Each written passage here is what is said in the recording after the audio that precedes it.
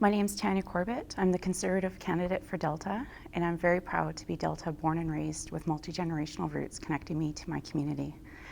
I'm from Tsawwassen First Nation. I've served as councillor with my nation government and as a commissioner with the BC Treaty Commission. The same reasons why I ran for council are the same reasons why I'm running in this election.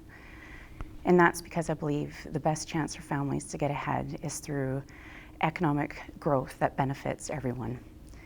I do believe this is a very important election for our community and our country, and I also believe that we can't afford another 4 years under the Justin Trudeau Liberals. We need to restore strong leadership that provides ethical, transparent, and responsible governing, and we need a strong voice for Delta to make sure we're getting the attention to the issues here in our community. On October 21st, a vote for me is a vote for strong leadership and advocacy for our issues here in Delta. Thank you, Tanya. Let me start with our first question for you.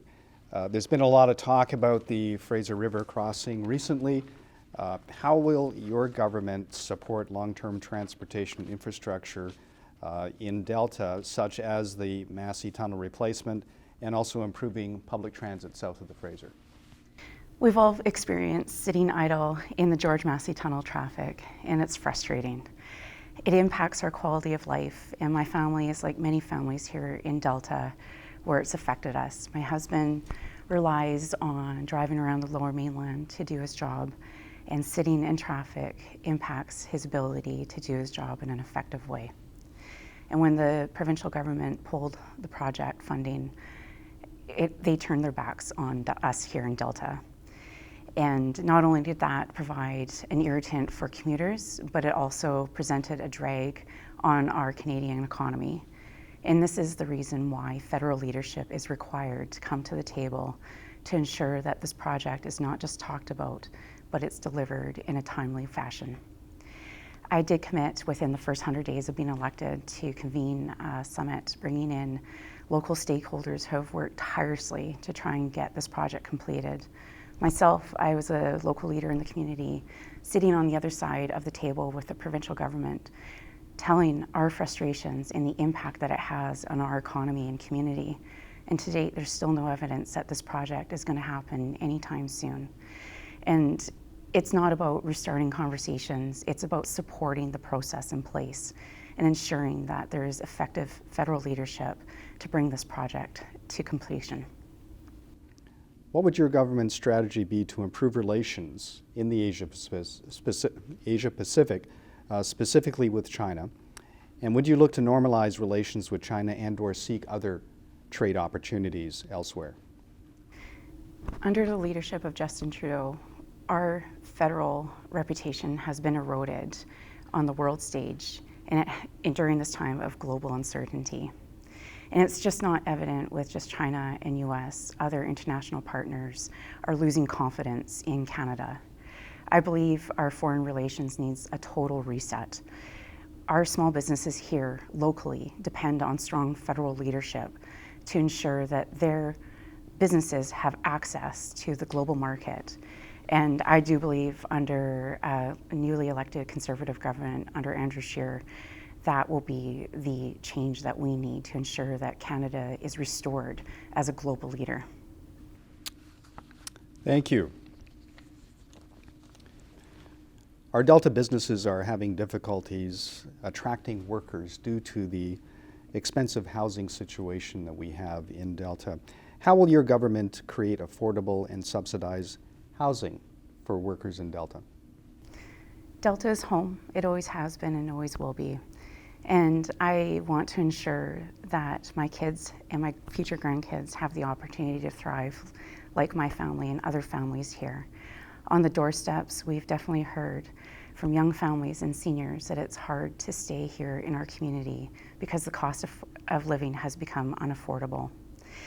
And I do believe that the Conservative vision for Canada that addresses overall affordability will help us in this housing crunch that we're in the Lower Mainland.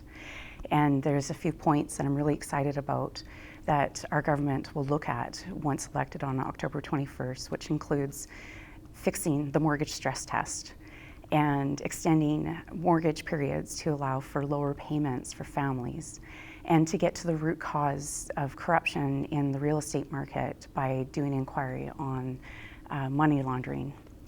It's important that we work with our local communities and stakeholders to ensure that local solutions are developed and that the federal government is a meaningful contributing partner to ensure that the housing needs are addressed for our community.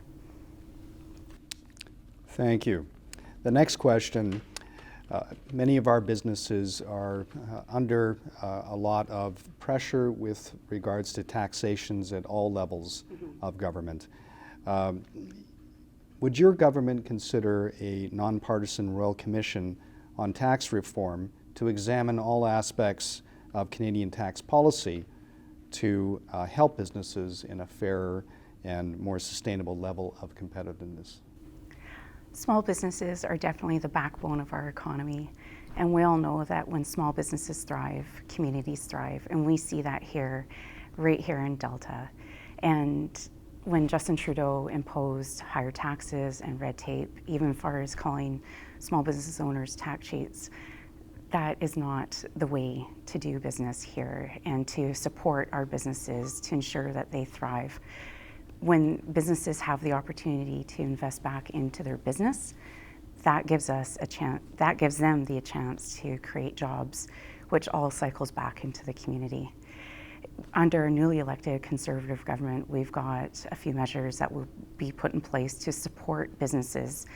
And I'm excited to see these measures put into place, which will include appointing a minister just solely for reducing red tape, with the measure of reducing it by 25% and implementing a 2-for-1 rule. If one new regulation is imposed, 2 will be removed. Excellent. The final question for you, Tanya, Our companies are having difficulties finding skilled labor in order to maintain their growth here in Delta. If elected, how will your government change our immigration policies to provide our businesses access to more skilled labor to meet the labor shortages in our industrial and farming sectors? I am concerned that public support has eroded on immigration under the current government, and the unfairness has been created through loopholes that haven't been addressed. And this is a real problem that needs to be fixed.